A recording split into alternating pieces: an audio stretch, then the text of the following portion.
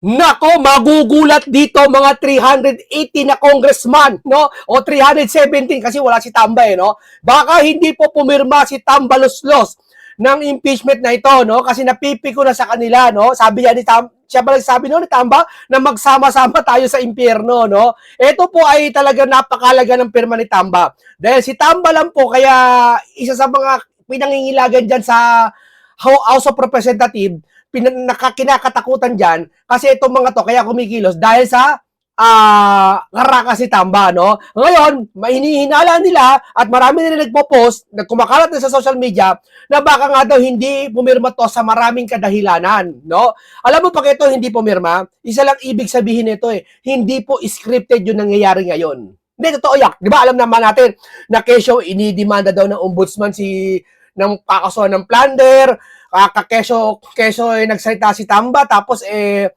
tinuturo niya executive, keso papauwiin si Saldi, inuhuli na. Pag ito hindi pumirma si Tamba, isa lang ibig sabihin, hindi scripted lahat ng ito. Ibig sabihin, talaga may nangyayaring galit-galit. Pero pag pumirma ito, isa lang ibig sabihin ito, maaari, tsorya lang pala, tsorya lang, na lahat ng ito ay palabas lang. Isang pelikula na may katapusan, no? O series na walang katapusan, di ba? O ito po, pahingan po natin ang Banatero sa kanilang mga opinion at pahayag sa mga komentaryo na talagang maaari may katotohanan, no? Happen. Ma'am, meron kasing napapabalita. Actually, may naglabas itong vlogger. Pangit nga nitong vlogger na to.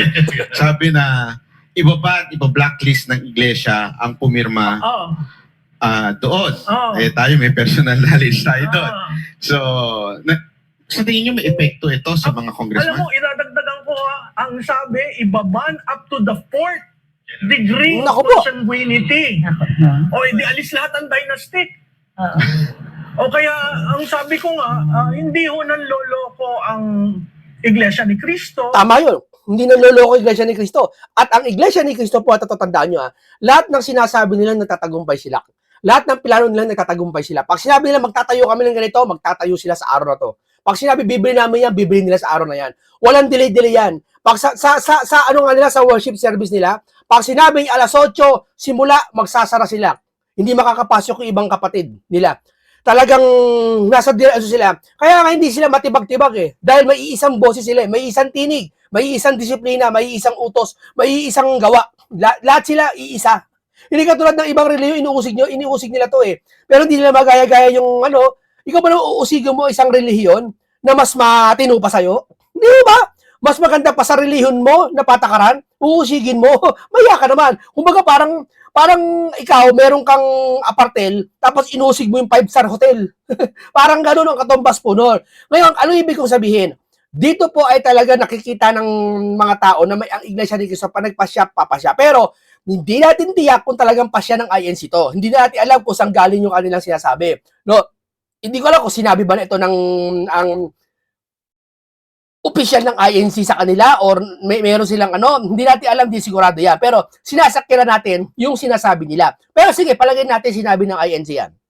No? Anong buwelta ng mga politiko? Anyak, wala naman nanalo naman ako hindi namin kailangan ng INC. Okay, hindi nyo kailangan ng INC, pero ito damage sa inyo. Kung hindi nyo kailangan ng INC kasi kaya nyo manalo sa boto, nagkakamali kayo. Bakit? Dahil ang INC, pag bumoto ng isang politiko, syempre focus yun doon sa isang politiko. Yung kalaban ay medyo tatagilid konti, no? Pag hindi medyo sikat, no? Ang mangyayari, dadami, lolobo yung boto ng INC. Mangyayari, halimbawa, doon sa isang distrito, ang INC doon palagay natin mga 1,1 lang, o mga 1,000 na lang. No? Dodoble yun ng 4 na beses. Magiging 4,000 yun. O, tapos, pag malapit na eleksyon, manganganak pa yun. Kasi, sabi ko nga, di ba, yung dihadong tao, teka muna, INC din nila, teka, babalitad na ako, dihado na ako. Di ba? Mapupunta lahat doon yun sa iboboto ng INC. Yung kalaban, kasi maganda lamang ka na Yun nga lang, makita mo yung mga toda. Diba? Isang toda, ilang member ng toda sa mga tricycle. Palagay natin 100 boto, napakalaga. Yung 100 yung kada pamilya ilan? Isang tricycle driver, ilang pamilya niya? Ilan ang member ng pamilya niya? Minsan nasa 4. O hindi, yung isa nanganak ng 4. Di ba? Ipapaboto niya. Minsan, malaki na yung mga anak. Yung mga kamag-anak pa. Kahit yung 100 toda makuha mo, yung presidente makuha mo, boto lahat Di ba? INC pa kaya? Ang daming kamag-anak na hindi naman INC.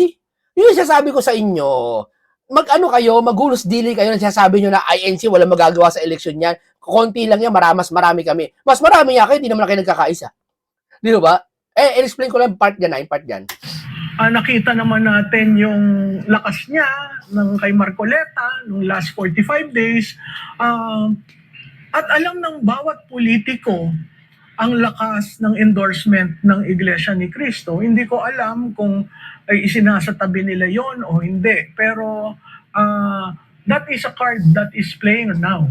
Aside from yung Iglesia ni Cristo, ano sa tingin niyo yung driver? Bakit nung nakaraang impeachment, agad-agad, boto sila, pirma, pero ngayon parang hesitant na sila. May pera. Walang pera ngayon. Ngayon, pahirapan. Biro mo, ang usapan na lang district fund. Nako po. Tataasan ng district fund mo, aalsan ng district fund mo. Noong una, may malaking pondo, pero FLR for later release. Kaya ngayon, nagagalit yung mga congressman kasi i-release nyo na muna yung pinangako nyo sa akin sa first impeachment. Kasi nagastos na yun eh. Di ba, kung ikaw ang kontratista, hihingi ako ng tulong sa'yo, nagbigay ka sa akin ng ilang milyon, iaawas mo yun dun sa kontrata. Kung in FLR, di wala kang negosyo, nakuha ko na. So yun yung problema ng ibang congressman na may allocable. Napakahirap dahil ang daming lumalaro. May balita na maleta daw ay dollars na kasi pag peso mababa na ang value. Hindi totoo yun. Totoo yan, yung dollar na yan. Kaya nga itong si Pinky, nagtataka paano i-deliver yung 805 billion na sa ganung kahalaga. Paano pala kung yung billion na yun 1/4 nun kinumbert sa dollar. Kinumbert sa dollar. Papabor ka kasi bibili ka ng dollar eh. Papabor sa iyo yung pagbibili mo ng dollar. Di ba? Bakit? Kikita siya eh. Di ba sa bangko bibili ang dollar? Kikita sila. Alam ba? 100 milyon papapalit mo ng dollar. Papayag yung bangko. Hindi ko alam ha. May ganun ha. Kasi kikita yung yung ganung kalaki pera. Gets nyo? So, ibig sabihin, bakit nagpapalit ng dollar? Kasi mas malaki halaga ng dollar ata sa panahon na yon at hindi ko na sigurado kung paano paikutin yun ha. Hindi ko sigurado pero mas mapapaunti mo yung pera. Halimbawa, sa isang maleta, ang kasya 56 million. Di ba sa isang maleta malaki? Pag ginonvert mo sa dollar yan, baka dumoble yan. Baka ang halagang sa dollar niya, nasa 100 million na. Kasya na dun sa isang maleta. Kasi puro dollar na ganyan kakalaking dollar, pag 100, ilan na yun? Million na ata yung ganyan kakapal. Di ho ba? Yung mga ganon, nakakalungkot dahil makikita mo kung gaanong nababoy ang institusyon. Tama ko lang sinabi ni Ma'am Sara na wala nang pera ang Pilipinas. Oo nga. Hindi, yan Kasi wala naman. nang bayad sa mga congressman. Nakiprank ko na. Hindi. Mare, wala nang pera Pilipinas. Mare, kaya nga na umutang Gawin lang yun. Ikaw utang ka ba naman kung may pera ka? Di ba? May nakalaan na budget para sa ibang ahensya. Pero, yung para sa ibang wala na. Hindi. Yung pagkasabi niya kasi ng walang pera, dalawang bagay. Isa tungkol doon sa utang na gustong utangin at hindi mo maintindihan kung saan naman gagamitin. At yung directive ng DBM na lahat ng mga savings nyo from previous years, pagsamasamahin na natin. So wala talagang pera. Pagsamasamahin. Ang difference lamang niya nung panahon ni Duterte, hindi siya naglagay ng supplemental budget, pero nag-earmark. Nag-earmark siya na natatandaan niya yung Bayanihan 1 and 2. May nakakabit doon na pondo para sa gagastusin. Ito apparently, dahil Duterte formula yon, ayaw nilang gawin yon, kaya nag-issue si DBM na lahat na may tirang pondo, bilangin nyo yan at kukunin. At attorney at saka prof, Savings. merong exciting na tanong at saka inaabangan ng tao. Ito. Ano sa tingin niyo magiging boto ni dating Speaker Romualdez sa impeachment? Yan. Ito. Kasi Hindi tatanong ito ng mga banateros. Huwag niyo mamalitin ng banateros. Huwag niyo mamalitin to. Alam niyo bakit? Ito, dikit sa Media Talk, sa SMNI. Hindi lang sa SMNI. Dikit sa iba pang staff na Net25 at sa iba pang mga news. No? Marami tong impormasyon. Ito, lantaran tong mga to. Kumbaga, lantad sila, open book sila. Kumbaga, marami alam to. Maaaring may mga sumisingaw, nakakausap nila mga Duterte talaga, ang harapan, naiimbitahan nila yung mga politiko. sila Amy, lahat. Sabihin, hindi ano sa kanila, hindi ibang bagay sa kanila yung mga ganyang kwento. Na maaaring may pinagkuhanan sila ng dahilan kung bakit si Tamba maaaring hindi pumirma sa impeachment na to. Alam natin, nagbanta siya, di ba? Na sama-sama tayo sa impyerno. So, ano sa tingin ninyo? Alam mo yan, that's the most awaited on Monday. If he shows up, allies will think, oh my God, ba't nandito to? Pwedeng sa explanation ng vote niya can be very, very damaging to this institution, to the institution as well as the presidency. Pwede rin namang nandun lang siya at tataas lang siya ng kamay. Pero titingnan ng taong bayan, mag-yes ba siya o mag-no siya? Kasi, di ba, after niya magsalitang ganyan, humingi siya ng apology kay... Pero ito ayoko magsabi ng yes o ayoko magsabi ng no kung mag-yes si Martin o mag-no si Martin. Pero, malaki ang tsansa na tsorya lang na mag-no si Martin. Ako may mga pinagbabatayan din ako na kung bakit mag-no eh. Tingin ko President Duterte na sa mga nangyari. Hindi ko alam kung totoo yun o play lang sa media. Pero isa yan sa mga titignan sa Lunes. Pero sa tingin nyo, just in case lang na nag-no siya sa impeachment, would you think ito ay simula na talaga ng... Yeah. Ng labanan. Oo, gera nitong Sa magpinsan. tingin ko kung paano hindi kinausap si Senador Amy ng Pangulo for the past 3 years, hindi sila nag-uusap. Sa tingin ko ito will also be another, isipin mo si Amy nga battle within the family. si Amy nga hindi pinapansin 3 years eh. Hindi naman 3 years eh. Itong election niya 2025 eh. Hindi naman 3 years. Sinungaling to si Auntie Claire, sinabi, di ba? 3 taon doon sila nag-uusap. Pwede ba yun? Nung kampanya kasama pa siya dun sa, in-endorse pa nga ni Bonget, si Amy Marcos, di ba? Sa dating alyansa, di ba? Kumala si Martin, kumala si Amy sa alyansa. Lumipat kay Sara, in-endorse si Sara. Naalala nyo, 2025 election? Wala pa 2 taon yun na. Di ba? Alam mo ito, pag hindi si Martin, tingin ko, tsore lang magnono to. Gera to sa pamilya. Sabi mo si Amy niya, ginano nila eh. What if pa kaya to si Tamba, may sangkot to? Alam nila yan. Takipan niya. Siyempre, kahit anong alam mo, kung sakali si Martin umamin, at nailabas yung video, ito hindi natin alam kung ano galaw ni Babanta. Pero sabi daw, baka may chance lang pero hindi natin alam kung hindi sigurado yun.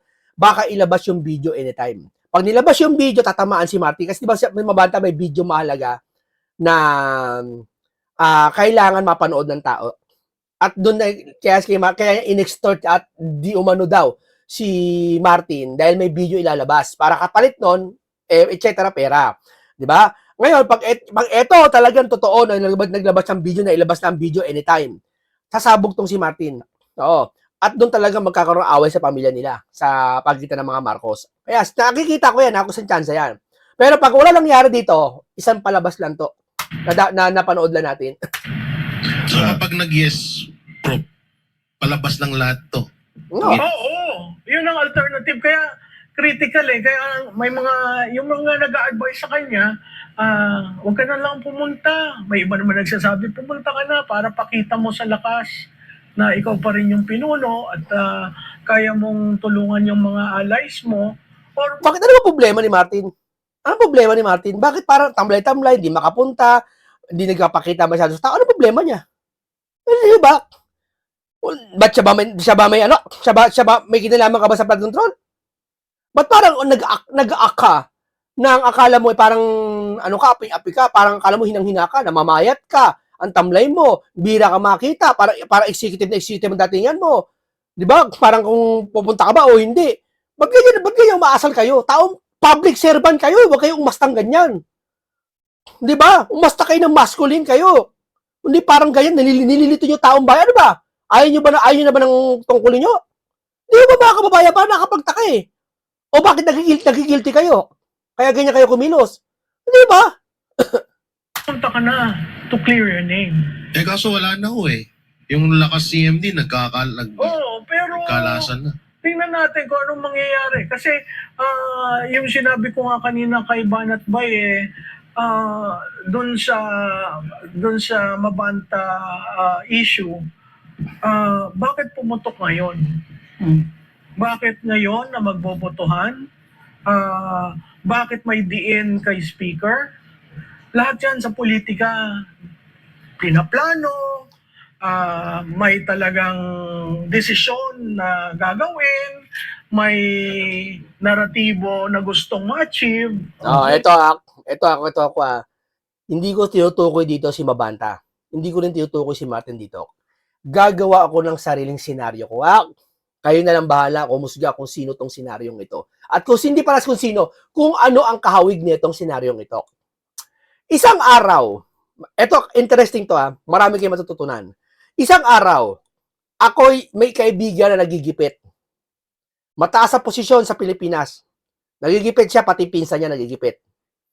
Ako, social media ako, may hawak ako isang malaking social media. Hindi na lumawig yung social media ko. Gusto ko na maraming pera. Gusto ko ng issue.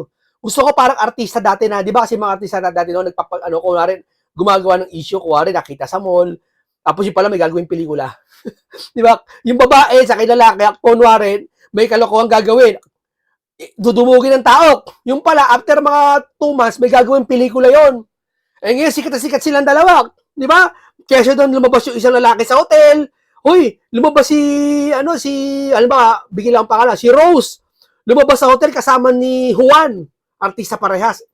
Magka-showbiz, magkasama sa pelikula.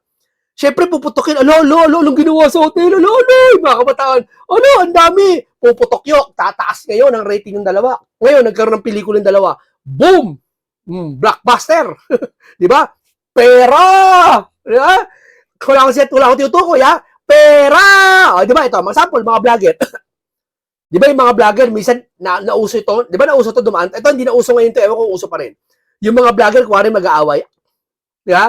Nagsasalpukan, mag-iinitan, may sasampalan. Tapos kalaunan magkakasawa pala, pero million views na sila. Million views. Magkano yun? Kumita sila sa isang taon lang, ng mga siguro, mga 10 million pesos, edi paldong-paldo sila. Per vlog yun. Per isang taon ng isang vlogger yun. Hindi okay lang kahit kahiyan. Kasi alam mo, ang kahiyan ngayon, natatapalan ng pera Wala ka lang pakialam kahit kahiyan. Dati uso ang kahiyan. Dati ang kahiyan, hindi mo kayang bilhin. Pag sinabi yan, kahiyan ko yan, bahala na, hindi ko tatanggapin yung pera na yan. Pero ngayon, wala kang pakialam kahit mahiya ka sa buong mundo, kahit kahiya mo, basta may pera ka, humihiga ka sa kama mo sa pera. Pagbukas mo ng rep, gumugulong lahat ng yogurt mo sa rep. 'Di ba? Pagkabukas mo, lahat ng baka doon, pati Wagyu beef nalalaglag doon sa sobrang yaman mo, sa sobrang dami mo ng pera. Lahat ng bansa napunta mo na. Kahihiyan pa ba isipin mo? Wala ka ng kahihiyan noon. Kaya ito nga nangyayari mga crocodile may kahihiyan pa ba? Wala, harap-harapan Biruin mo, napatunayan, may pinangalala, ayaw pa rin pumunta. Di ba? Harap-harapan, pitatakpan. Wala nang kahihiyan. Ano ibig kong sabihin? Dito makikita mo talaga, wala nang kahihiyan. Hindi na usi ang kahihiyan na yan. Nakikis niyo yung kwento ko. Ibig sabihin, kapalit lang ng malaking pera. Di ba? Nakukuha nyo? Yung politika. Kaya nga sinasabi ko, ang politika may never clean. Always in the murky side. So nandun sa digital strategist, sa political consultant to put a line. Si Vice Presidente magaling maglagay ng linya O black or white. Hindi ako ko-cross dyan. Hindi na pipirma. Tingin ko di pipirma si Tamba. Yun ang isang katangian ng leader. Kasi kung lahat shades of gray, lalabas doon, what are we in power for? We can do anything because we're in power. Kayo, attorney, anong basa ninyo? Mag-yes o mag-no si wild guess? Wild guess. Si Hindi ko Roman. alam kasi halimbawa, hindi ka Hindi. Magnono yan, tingin ko. Chore lang Hindi ko sabi yun Yung tanong kanina, na kay Mabanta, lalabas ba yung video? Hindi. Nalilito sila. Sabi ko nga, ito, ipagpapatuloy ko yung senaryo natin. Papatuloy ko. Meron ka kasing kahihiyan sa sarili mo na kaya mong ipagbayad sa pera. Kahihiyan versus 100 million. Pipiliin mo. Huwag kang plastic. Ako, kahit papahiya ako sa buong mundo, may 100 million ako. Payag ako. Payag ako. Payag ako magpakasangkapan para sumikat lalo ako. Yung ginagawa ng artista dati para sumikat, gagawin ko ngayon to. Kunwari, magpapakulong ako. Wala akong tinutukoy kung sino ha. Hindi si Mabanda to. Hindi si Tamba to ha. Hindi si Tamba to. Magpapakulong ako. Para masave yung mga kaibigan ko. At para lumaki ang pera ko kung sakali may bayad ako. Hindi ko sinasabi to ha. May gano'n iba kaya kinento ko kanina yung mga artista nagpapasikat, yung pala may pelikula. Yung mga vlogger nagpapapansin, yung mga nag-aaway kunwari para may pera. Dito, lalabas kunwari, magpapahuli, mag-aaway sila kunwari, magkakabayaran yata ng malita. Wala akong tinutukoy ha. Wala akong tinutukoy. May ganyan mga experience. Hindi sa pelikula nangyayari yan. Ha? Nangyayari yan sa malaking grupo, sa mga kamag-anak, mga mamayayaman, nangyayari yan. At sa mga celebrity lalo. Sa ibang bansa, may nabasa akong history, may ganyan eh. Nagpanggap siya na yung mag-asawa galit. Magkagalit, pero kikita pala ng pera, kumikita ng pera. Yung dalawang mag-asawa. Si credible yung problema si Congressman Adjong, sabi niya 95% daw ng lakas pro-impeachment. Kaso, hindi credible yung source. Kung si GMA yung nagsabi, maniniwala ako. So, pero kung naging... Kung si GMA kumilos niyan, ha? Si Gloria, sabihin ko sa inyo, sureball yun. Iba utak ni Gloria, sabihin ko sa inyo. Kaya nga, kahit paano, hanga tayo kay Gloria eh. Iba kasi utak niya, brilliant ang utak niya. Kung dati lang ginamit niya sa mabuti yung utak niya, maganda Pilipinas eh. Pero iba utak ng Gloria, sabihin ko sa inyo. Napakatalinong tao na yan, sabihin ko sa inyo. Iba yan. Kaya niyang pasunurin sila Sara, sila Duterte, sila BBM. Pag yan kumilos si Gloria, iba karisma niya. Ewan ko kung paano niya nagagawa yan eh, pero iba talino ni Gloria, sabihin ko sa inyo. totoo yun din. Sa ibang pagkakataon, kwento natin yan. Pero isa lang masabi ko, idol natin yan si Gloria Macapagal. Ibang klase yan. Kung ako papapiliin, maging vice, pwede yan maging vice eh. Matalino yan, nihala ka. Obviously, ang boto niya will be for impeachment. Kaso nangyari nga itong kay Franco siya yung na-highlight doon. At kung totoo yung ibang mga rumors na siya yung tunay na target doon, mas may reason na abangan yung kanyang boto. Maniniwala kami pag nilabas niya yung video na 90 seconds na sinasabi, 90 seconds sa video. What do you think of this, kasi naiisip ko na yung nangyari yung kay Franco na kesyo ine-extort. So therefore, since pinahuli, meron talaga Meron Kahit talagang hindi, na video, may May sense. video. Meron! Pinahuli nga eh. Kung totoo ha, magkikilos ba naman si kampo ni Martin kung wala? Di ba? Meron video yan. Hindi natin alam kung ano laman nun. Di ba? Hindi natin alam baka ilabas na yon. Meron dahilan para i-extort ka. Pero syempre, in public eyes, Nakakakilabot yung video nila, ilalabas yan. Hindi sigurado kung kailan na. Pero hindi ko sigurado kung talaga ilalabas na talaga. Pero sa tingin ko, pag yung video na ilalabas yan, malaki impact yan. Biruin mo, social media to. CEO ng media to. Itong si Mabanta. tingin ng tao doon, si Romualdez talaga may kasalanan. Kahit na nahuli nahuli si Franco, meron talagang kinalaman si Romualdez dito sa lahat ng flood control. Wala nga siyang panalo doon Mahuli o hindi, guilty o hindi si Franco, may video. Ang pinakapanalo lang niya kung hindi lumabas yung video na yun. Uy, grabe, panayari ka, kakatakot to, kakilabot tong video to. Ay, ang video na yan, sa tingin ko, hindi yung video na para maleta. May picture o may delivery, hindi yan. Yung video na yan, sa tingin ko, ang dokumentaryo yan.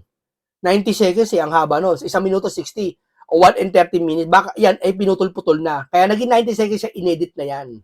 Pero, hindi pala inedit, in-splice na yan sa buong video.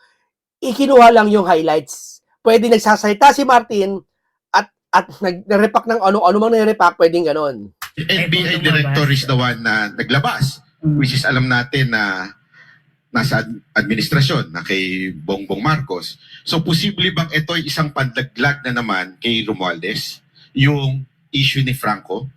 Ako, I think it's possible. Pero hindi kasi maganda yung execution nila. Kasi tingnan mo, unang-unang buga nila, sabi nila, caught in the act. Hindi naman yun ang act ng extortion eh. Yung delivery ng pera is not the act of extortion. The act of extortion is the threat. So paano yung naging caught in the act? Kasi nung unang lumabas yung balita, ang nakita natin, may picture, andyan si Franco, may pera. So maniniwala ka, oo nga, no, mukhang caught in the act.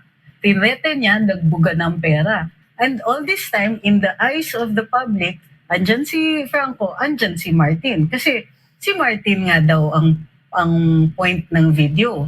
So ngayon, habang tumatagal, nagbabago, nag-water down yung kwento, ang nakikita ko dito is may forces at work here na pinapalabas, na nagbabago, nag-shift kung sino yung guilty, nag-shift yung yung narrative, nagiging less plausible habang tumatagal at lumalaki yung butas dun sa criminal case. Kaya lang alam naman natin. May kinalaman to sa sa impeachment tong galaw na to. Hindi ko kung pagpapahuli dito kay meron tong ugnayan, niwala kayo. Pero kung ang isa lang para tanda dito, sa Monday makikita natin o sa ibang araw kung nag-no si Martin. Pag nag-no, malaking pagkakaiba to. Pahiya dito si Luistro, saka si 'di ba si Luistro, dahil kay Martin may AX. O yan, dahil kay Martin walang impeachment. 'Di ba? Dahil kay Martin walang impeachment. Sabi ni Luistro, kuwari lang 'yun. Ano lang 'yun, figure of ano lang 'yun. 'Di ba? O, pahiya to sila dilima. Pag ito nag-no pahiya to. Kasi malaking impluwensya si Martin po, tandaan niyo yan. Hindi niya mabanggit-banggit pangalan ni Saldi, pati ni Martin yan hanggang ngayon eh. May nababanggit ba? Bibihira. Pero si Martin, si Saldi nababanggit na kasi na-identify nila, di ba? Si Martin nababanggit ba? Hindi pwedeng banggitin. Pag binanggit mo, iba, sagrado. Kung kontrolado nila media, kontrolado naman nila yung tao, kasi 'di ba, alam naman natin hindi naman lahat they would see the details. Basta sa kanila kung ni headline, tapos kontrolado mo media, magmumukha ng totoo yung pangyayari kay Franco. Oo. So, sa tingin ko, na-achieve nila yung In the first, si Romualdez. yung first 24 hours, kanila lang yung kwento. Pero, para sa akin, factor din yung oras eh. Habang tumatagal yan, pero kung ang purpose nila is just for the next few tapos kukontrolin nga nila yung post-communications, lalabas yung trolls, uulit-ulitin lang nila, extortionist yan, and all that. Alam naman natin kung paano nag-e-establish ng narrative sa social media. May panalo talaga. Pero since ito po ay sa tingin niyo talagang banat kay Romualdez, kung kayo po, kay ma'am, parehong sumagot, mag-a-advise kay Romualdez ng kung ano iboboto mo, what would you advise him? Hindi ako mag-a-advise, conflict of interest. Automatic. Ako ang advice ko sa kanya, bumoto ka na wag i-impeach si Sara Duterte. Kasi nakita mo naman yung mga evidence na present. At alam niya, nung impeachment 1 pa Ang payat ni Martin, no? Sipin mo yan, ba't ka pumayat ng ganyan? Kung wala kang tinatago, ba't pumayat ka ng ganyan? Ano meron ng unsumi ka? Di ba? Ang taong palaban, matapang at walang tinatago, hindi ganyan. Hindi nangangayayat ng ganyan. Mapapansin nyo, mga stress sa buhay eh. Di ba? Nangangayayat eh. Di ba? Sino pa isa? Na, si Bonget, di ba? Pumayat sa sakit. Diverticulitis. Naniniwala kayo? Tanong ko lang kayo. Tanong ko lang sa inyo. Ayoko magbigay ng Naniniwala kayo may sakit ng diverticulitis yun? Si Bonget? Naniniwala kayo? Tanong ko lang Naniniwala kayo? Ako, tanongin niyo ako. Secret. Secret. Pumayat nangunsume. Kaya, ganyan talaga. Yeah. Si Saldi ko, nakita mo nag-live, pumayat, sabi AI daw. Sino ba luloko-loko maggagawa ng AI sa sarili niyang video? Ikaw naman, Hindi sana nagsalita na lang siya, pinagod niya pa sarili niya, kung mag-AI din naman siya. Di ba? Eto, pwede ko naman gawin AI itong video na to, itong nagsasalita. Ba't ko gagawin AI itong papaguro pa sarili ko? Eto na ako, magsasalita na lang ako. Eto na ako, totoong tao na lang ako. Di ba? kung ano ang kagaguhan ang ginawa nila to get that done. So, if you want to unburden, which he perfectly did when he did that public announcement, he can very well redefine himself by showing up on Monday and voting. And Para may future pa siya. Kanina, pagka bumoto siya, may ibig sabihin. Pagka nag-no siya, may ibig din sabihin. Paano kapag siya abstain? Ano ang dating din sa inyo? mahirap po ang abstain kasi bilang rin yan against. Ang importante dyan, may no na malaki-laki para hindi maka 106. Pag nag-abstain ka, bilang rin yan. Yan kasi 106 ang kailangan na boto. Alam, ma-impeach si Sara. Ang congressman, 318. Inati sa tatlo, 106. Tama? Tama ba? Inati sa tatlo. Tama. 106. Ngayon, yung 370 na yan, kasama si Tamba sa 318 eh. Hindi natin alam kung boboto si Tamba o hindi. Pero, pag hindi to bumoto, magugulantang ang 370 na congressman. Magugulat sa mangyayari, no? Hindi sila makakapaniwala na, ha? Si Tamba? Ito tayong dahilan kung bakit nag-i-impeach tayo dahil kay Tamba eh. Ngayon hindi siya pipirma, magugulantang lahat. Hindi natin alam, ha? Abang-abangan natin. Hindi natin sasabi ito totoo. Pero hindi sila labas ng mga ganitong teorya at senaryo kung hindi ito may possible na hindi mangyari. It's not a yes. Hindi kasama sa 106. So Ma'am Malu, ibig ba sabihin nun kahit pa paano pag nag-no siya, mariredeem niya yung kanyang Well, yeah, name? because itong kanyang public pronouncement was neither here nor there eh. At ang last line niya, kung ako ay masisira, not the exact word. Yeah, if I will go down, Okay. it will not just be me. I will not be alone. Oo. So, that is a threat. In politics, that is a signal to those listening na ingat kayo sa akin. Nako, ingat kayo sa akin. So, sir, kung nakikinig ka, alam ko minsan hindi mo naman gusto ang SMNI. Hindi ka rin naman nila gusto. Sila yan, ha? Hindi, alam mo si Banat Bay? Matalino yan si Banat Bay. Sa lahat na nakita kong vlogger, yan ang isa sa mga, hindi, ako, number one para sa akin yan. Matalino yan. Maraming alam. Hindi lang siya, ang talino niya, hindi lang niya tinasabi sa, yung sinasabi niya, yung sikreto niya, hindi niya sinasalita. Hindi niya sinasabi. May mga bagay kasi hindi na pwedeng sabihin dito. May mga pampersonal na lang, may mga pangbanateros na lang, na hindi pwedeng sabihin. Kasi pag sinabi, matutulugan ka. Di ba? Hindi pwedeng sabihin. Ako marami din ako alam. Ayoko rin sabihin dito kasi mapagbibintangan ka, mapipake news ka, mapapasama ka lang. Di ba? Nakabantay. Kaya ito, mabababaw lang ito sinasabi ko sa inyo. Pumunta kayo. Kayo na lang bahala. Tayo na nagkakaintindihan dyan. Kaya pag sinabi ko na walang kasalanan si Martin at si Bonget, tayo nagkakaintindihan dyan. Sa Lunes, pakita nyo leadership nyo, galing naman kayo dun sa institusyon na yon, ayusin nyo yung first impeachment na maling-mali, alam nyo kung paano nagsimula ang pagsira kay Vice Presidente Duterte. At yan ay nagmula sa House of Representatives in 2023. So, kung gusto nyong maayos ito, at pagod na ang taong bayan, kasi hindi namin maintindihan, sino ba talaga sa inyong mastermind? No? Do it within the institution. Do it with your colleagues. Let's have that, bloodbath in the House. It's about time. Kasi kung hindi niyo yan sasagutin, abay magkakaroon na tayo ng SONA. Sasabihin na naman ho nyo, may flood control, umuulan na ho yun. Paano kami? Kami yung kinakalimutan nyo, yung taong bayan. So, ako, I appeal to your love of country. I know that is a hard word for you. That's also a hard word for me to say. But I appeal to your decency. I know that is hard for me to say. But please show up and tell the public where you are in this issue. Tapos Boss Martin, punta ka na lang kaya rito. Bisay ka rin. Bisay ka. Guest yarn. Kalahin namin yan. Wala yan eh. Diba? Boss Martin, alam ko yung takam ng mga wala eh. Boss Martin, punta ka rito, pag-usapan natin. Ulitin mo. Pumunta. Punta ka rito. Sa SMNI. anong walay? SMNI. Kung may challenge na naman kayo, last week ang challenge nyo si Yusek, ngayon naman si Speaker. Para matapos na. Martin, pumunta ka na para Pag si Martin na papunta ng mga banateros dyan, sabihin ko sa inyo, malaking ano to, big balita to.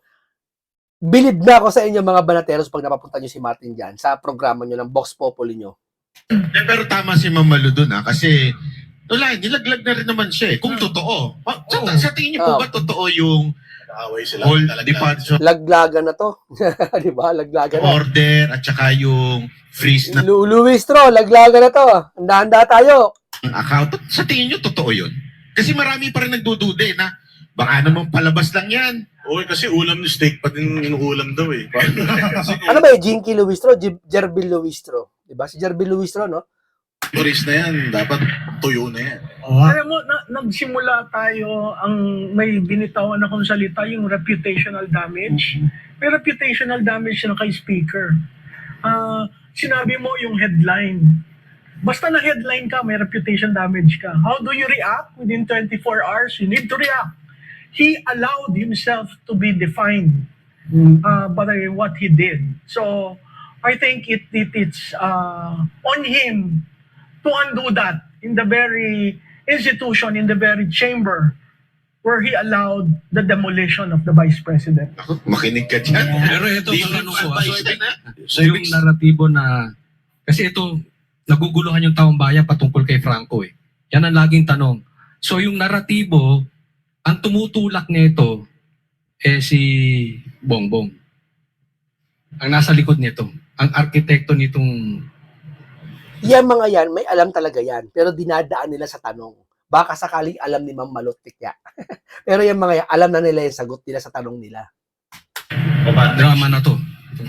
Hindi ko alam kung si Bongbong, but definitely within the administration, because you just cannot do this and have the NBI there immediately and have the full view of mainstream media, you know, and it's like very near the day when the impeachment vote will be made.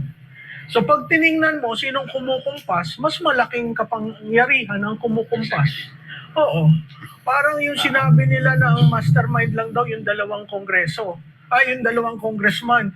Hindi naman ho pumipirma ng budget yung dalawang congressman. Ang pumipirma ho ng budget ang presidente. Saka releases. Ang releases, ang notice of cash Yung allocation. nanloloko, no? Nanloloko. Kawawa yung dalawang staff. Ikaw pumirma, tapos yung dalawang staff sisisihin. Ang galing, no? Ang Saro, Ang sinisihin gumagawa ng budget, pero yung nag-approve ng budget, hindi sinisihin. ang executive, DBM. Hindi rin si DBM gagalaw kung walang numbra ng presidente. Tama. So, siguro tingnan ho natin yung mga yun. Okay, maraming salamat po dito kay Ma'am Malot Tikya at sila kay Banat Bay sa mga banateros. Isang matatalinong grupo ng mga Vox Populi at lalo na si Kay Banat Bay. Salamat sa iyo dahil isa ka sa mga nag-i-expose ng mga ganitong bagay. Sana ipagpatuloy nyo mga banateros. Isang makabuluhang komentaryo na naman ang ating hinatid sa inyo. May karunungan at may kaalaman na naman kayo natutunan. Isang masustansyang pag-uusap. Maraming salamat. Ingat lagi kayo. Paalam po sa inyong lahat.